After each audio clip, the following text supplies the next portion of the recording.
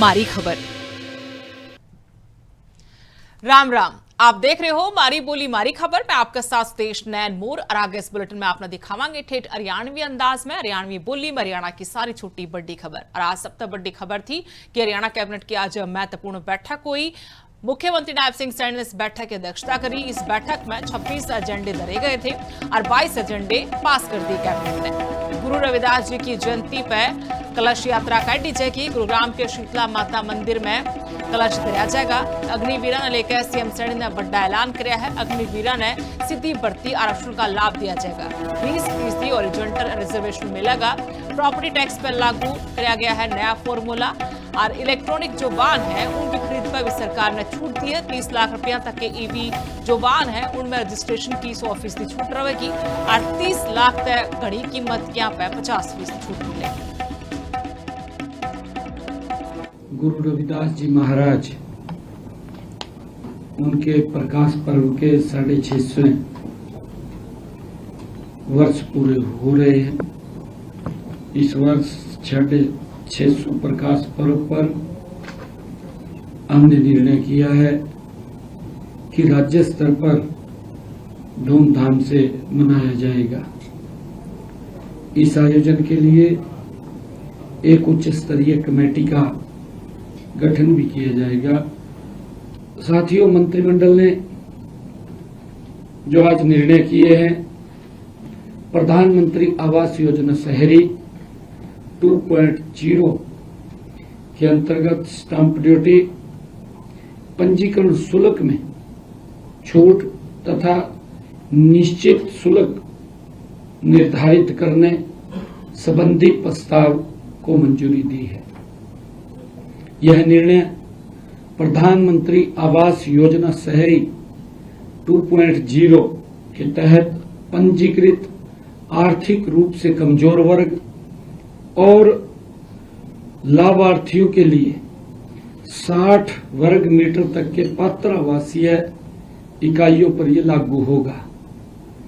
पात्र आवासीय इकाइयों के लिए कन्वेंस डीड पर प्रति दस्तावेज 500 रुपये शुल्क लिया जाएगा और इसके अतिरिक्त स्टाम्प ड्यूटी भी 500 रुपये प्रति दस्तावेज की गई है।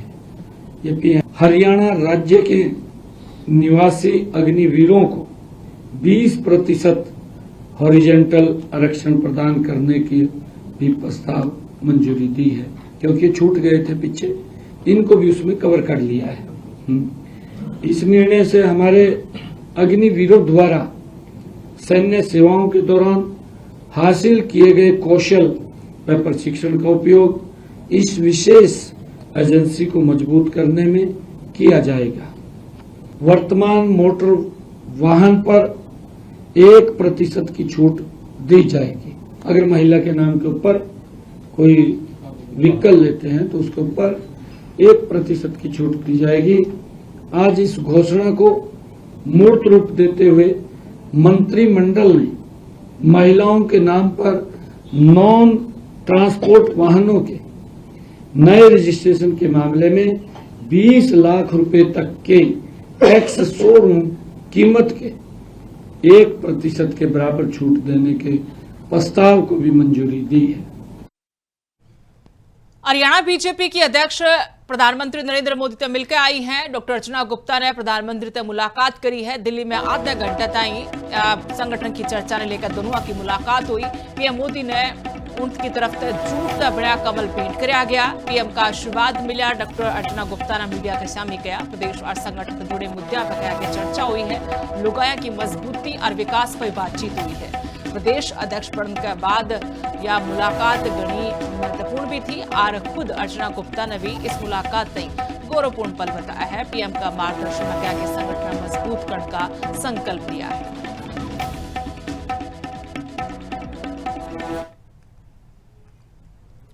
26 साल पाछे जेबीटी भर्ती मामले में हाईकोर्ट का फैसला आया है। हरियाणा के मशहूर जेबीटी केस में फैसला सुनाया गया है। हाईकोर्ट की तरफ से 3206 मास्टरों की भर्ती ने लेकर सुनवाई हुई और फतेहाबाद की गीता रानी और बाकिया ने यह अर्जी लगा रखी थी कोर्ट में। 500 फालतू पेशियां का पाछे ये फैसला है। इसे अनुमान लगाया जा सका है कि कितना बड़ा फैसला, कितना लंबा इंतजार करना पड़ा।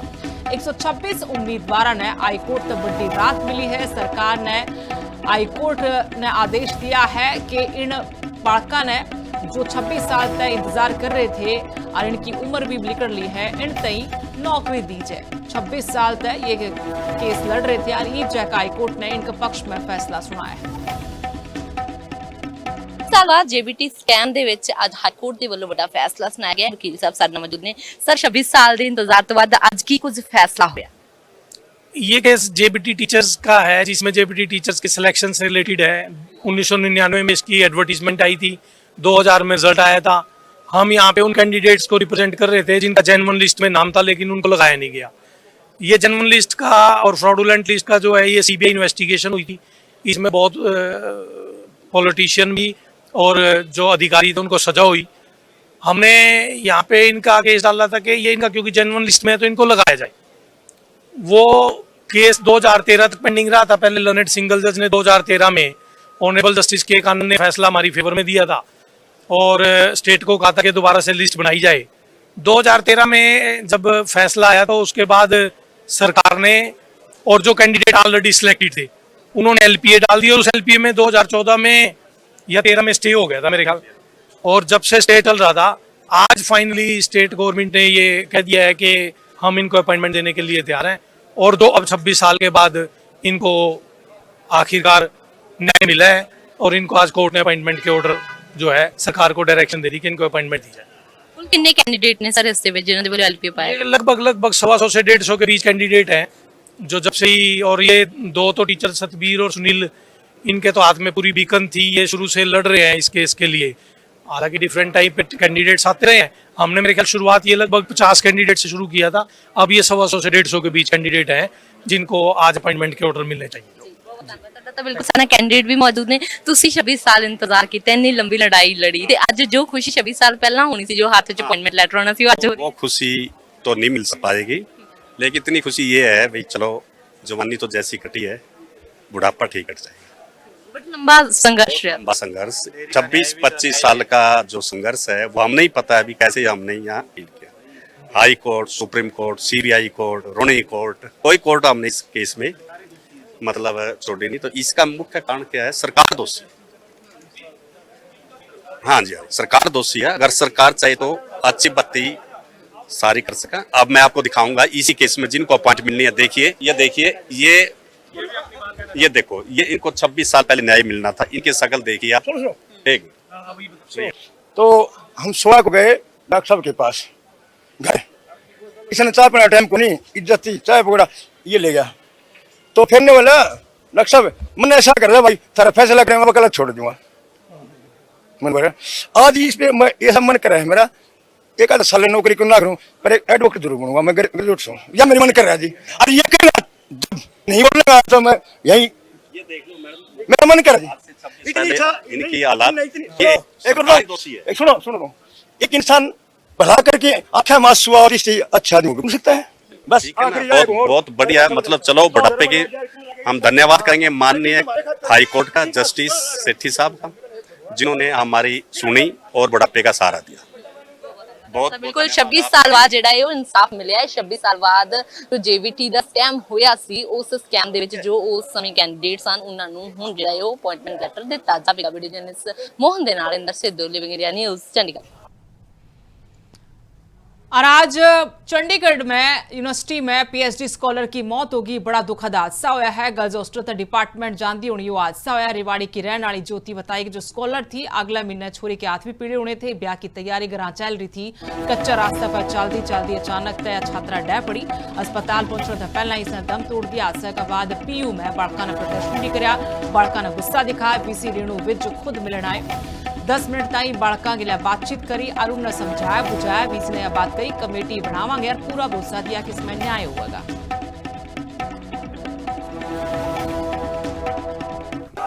चंडीगढ़ पंजाब यूनिवर्सिटी में एक युवती की करंट लगने से मौत हो गई, जिसके बाद विद्यार्थियों की तरफ से सुरक्षा पे सवाल खड़े किए जा रहे हैं। सुरक्षा व्यवस्था पे क्वेश्चंस उठाए जा रहे हैं। बता दें कि सुबह पीएचडी स्कॉलर युवती की करंट लगने से मौत हो गई है।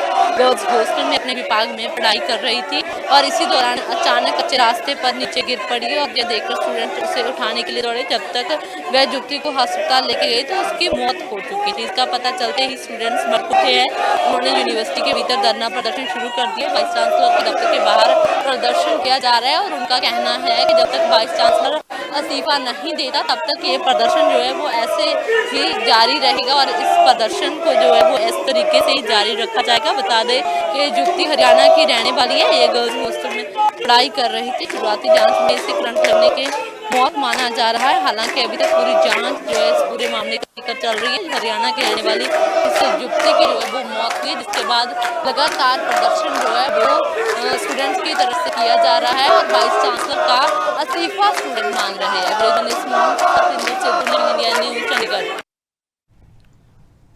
खबर नालोल तो है जड़ा कैबिनेट मंत्री विपुल गोयल पहुंचे थे। मंत्री ने कई महीने की बैठक अड़ा करी है और बैठक में मंत्री के सामने 11 मामले आए। 7 मामलों का मौके पर निपटारा कराया। मंत्री ने महकमे के अफसरों तक भी कड़े निर्देश दिए कि सरकार का मकसद है कि हर समस्या का पक्का समाधान होना चाहिए। प्रदेश के आखिरी मानस तक सरकारी फायदा पहुंचना चाहिए। आज ग्रीवेंस कमेटी के अंदर 11 मामले आए, जिसके अंदर से 7 मामले पर सोल्यूशन हो गया और 4 को रेफर किया गया है और उन पर अगली बार सुनवाई होगी। जो कमेटियां बनाई गई हैं, जो रिपोर्ट मांगी गई है, वो रिपोर्ट हो जाएगी तो उन पर आ जाएगी तो उस पर आ जाएगा। स्कूल जैसे मुद्दों पर या हमारी आंगनवाड़ी जैसे मुद्दों पर कोई आदमी नेग्लिजेंसी बरतेगा तो उस व्यक्ति को चार्जशीट करना बनता है और आगे इस तरीके का काम रहा तो उनको सस्पेंड करने में भी गुरेज नहीं करेंगे, क्योंकि ये वो लोग हैं जिससे सैकड़ों लोग रोज जुड़ने का काम करते हैं।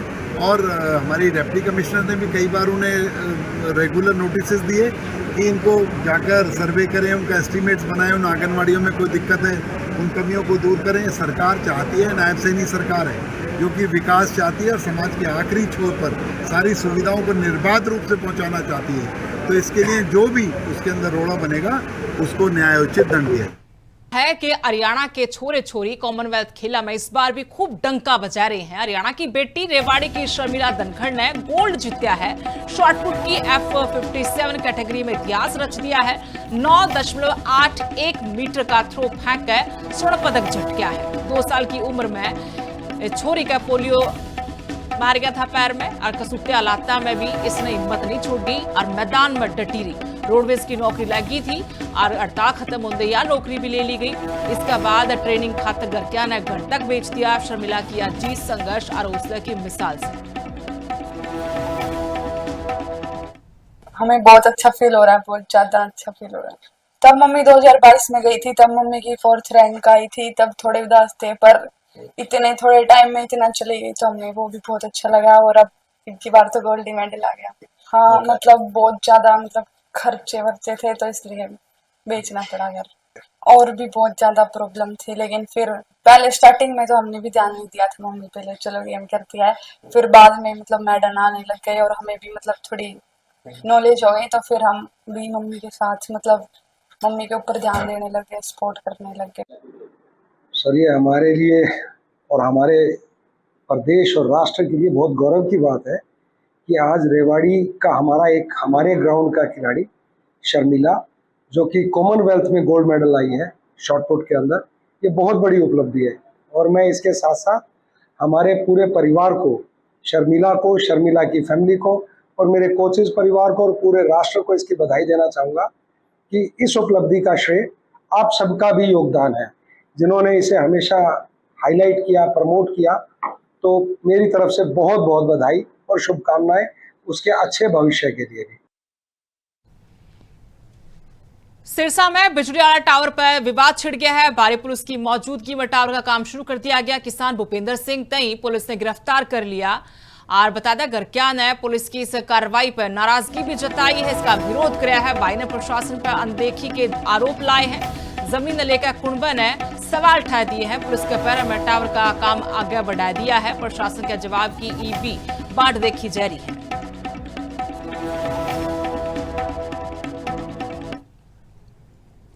फरीदाबाद में पेट्रोल पंप पे गा गेलिया मारपीट करी गई। सेक्टर 12 आले पेट्रोल पंप की वीडियो वायरल हो रही है।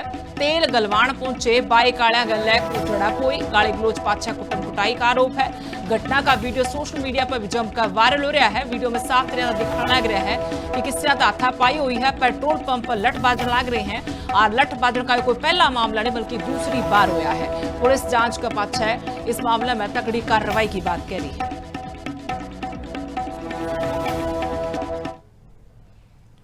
गुरुग्राम के डुंडा एड़ा में रोड रेज का मामला सामने आया है। राम चौक पर दो ड्राइवरा में खूनी भिड़ंत होगी। माड़ी सी का सुनी पाछे 20 सड़क पर लठबाज के लात गुस्सा एक दूजे का सुथरा कुटाई कर दी और एक ड्राइवर का भी घनी बुरी तरह तक चोट लगी है। रोडवेज का चक्कर में हाईवे पर भी घनी देर तक जाम लग गया। आंदे जांदे लोगों ने इस मार पिटाई का वीडियो बना लिया।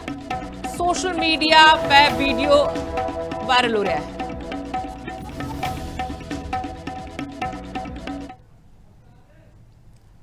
खबर है बल्लभगढ़ तय जड़ा bank of Baroda CHC centre में चोरा ने हाथ साफ कर दिया। ताला तोड़ का चोरा ने वारदात अंजाम दिया। करीब 25,000 की नकदी पे हाथ फेर दिया।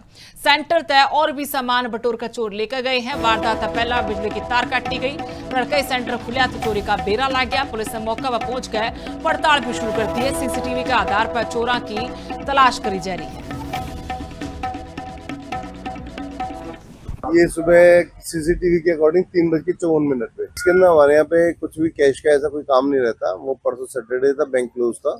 तो कुछ नोट जो बैंक से में एक्सचेंज करने होते हैं ना, जो डबल नोट फटे हुए नोट होते हैं या फिर चिप लगे हुए नोट होते हैं जो कस्टमर नहीं लेता, तो उनका तकरीबन और कुछ 10-10 की गड्डियाँ थी लूज नोट। तो हमारे को 20 से 25,000 रुपये का आशंका है जो हमारा गया। मुरथल शराब ठेका पर लूट का खुलासा हुआ है। 22 साल का आरोपी आशीष गिरफ्तार कराया है। CCTV फुटेज तय बदमाश की पिछाण हुई। लूटे हुए रुपये में तय 3900 रुपये बरामद हुए हैं। सेल्समैन पर बोतल तय खौफनाक हमला कर दिया था। वारदात में चोरी की बाइक का इस्तेमाल कराया गया था। आरोपी पर पहला भी कई केस दर्ज हो रहे हैं। पुलिस रिमांड पर लेकर आगे सारे मामले की पूछताछ करेगी।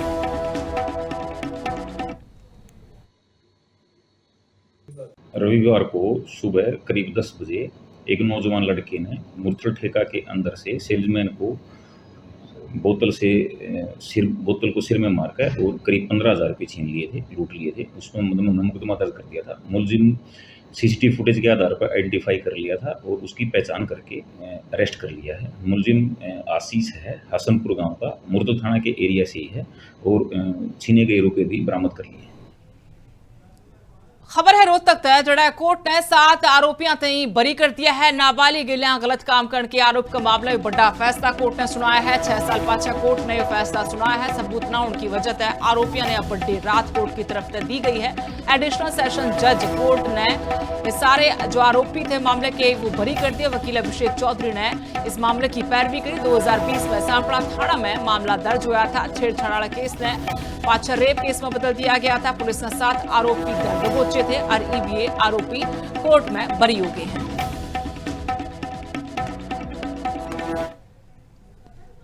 मारी बोली मारी खबर में आज इतना ही। राम राम।